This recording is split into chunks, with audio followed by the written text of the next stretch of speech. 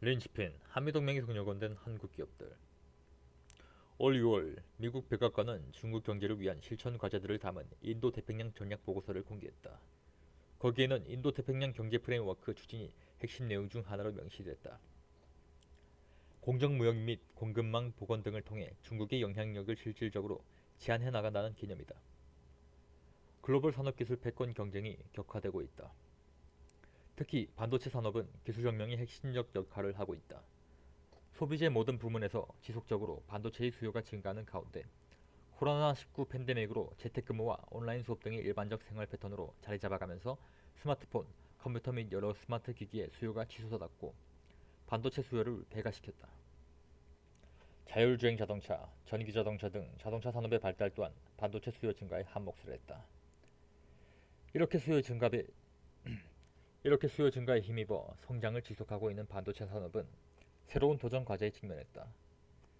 지속적인 기술 발전과 안정적인 공급망 확보로 수요에 의존하는 성장에서 수요를 주도하는 성장이 필요한 시점이 도래했기 때문이다.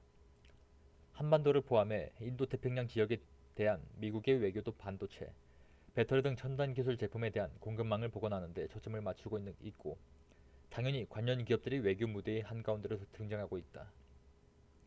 특히 2020년 기준 세계 디램 시장의 71%, 그리고 세계 낸드 시장의 45%를 차지하고 있는 한국의 반도체 기업들은 바이든 정부의 인도태평양 지역 협력 외교의 핵심적 행위자로 자리매김했다. 바이든 대통령 방한 첫 일정으로 한미 정부는 삼성전자 평택 반도체 공장을 선택했다. 바이든 대통령의 방한 일정을 들여다보면 한미동맹의 성격상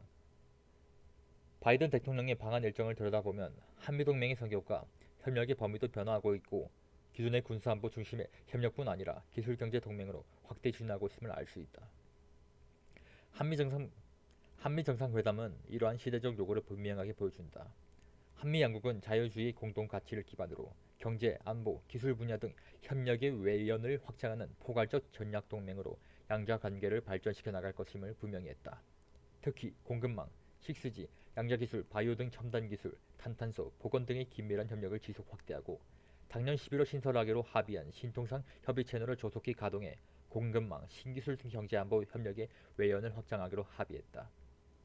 미국이 심혈을 기울이고 있는 인도태평양 경제 프레임워크가 중국 견제라는 소개의 목적을 달성하기 위해서도 첨단 기술 기업들은 미국이 심혈을 기울이고 있는 인도태평양 경제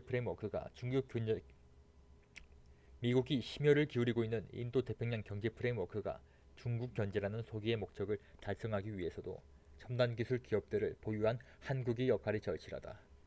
미국은 한미동맹을 한반도와 인도, 태평양 지역의 평화, 안보, 번영을 위한 핵심 축이라고 강조해왔다. 향후 한미동맹 협력에 있어 삼성, SK, LG 등 한국의 첨단 기술 기업들이 바로 그 핵심 축의 동력을 담당해야 한다. 새 정부가 출발하는 지금 우리나라가 나아가야 할 방향은 분명해 보인다. 산업기술에서의 수월성이 국가 경제뿐 아니라 안보에도 중요하므로 세계적으로 뛰어난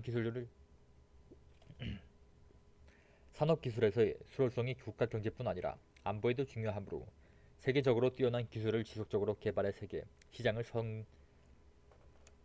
산업기술에서의 수월성이 국가 경제뿐 아니라 안보에도 중요하므로 세계적으로 뛰어난 기술을 지속적으로 개발해 세계 시장을 선도하는 것이 가장 필요하다. 기술 역시는 기업들이 창의력을 발휘해 개발해내는 것이지 정부가 지시해 만들어내는 것이 아니다. 새 정부는 여러 차례 민간 기업 창의력의 중요성을 강조했다. 이제 그런 인식을 실천에 옮겨야 할 때이다. 그것이 국가 경제와 안보를 위한 최선의 정책이다.